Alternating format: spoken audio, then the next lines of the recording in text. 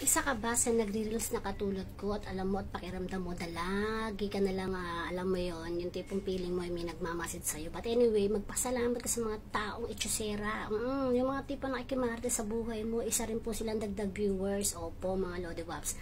Maraming natatuwa, maraming naiinis. Hindi po talaga lahat maipiplease mo kapag ikaw ay naging content creator.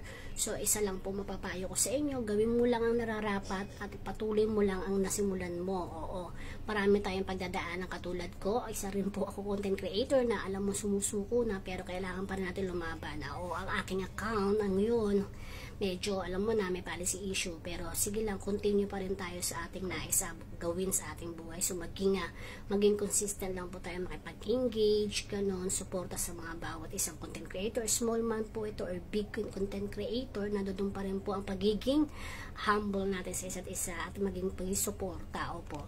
So, na-chika ko lang naman po ito dahil alam mo na, ang hirap po talaga maging content creator. So, anyway, kailangan mo pa rin patunayan na kaya mo. Kung kinaya po nila, kaya mo rin. So, kapit lang. Kalma.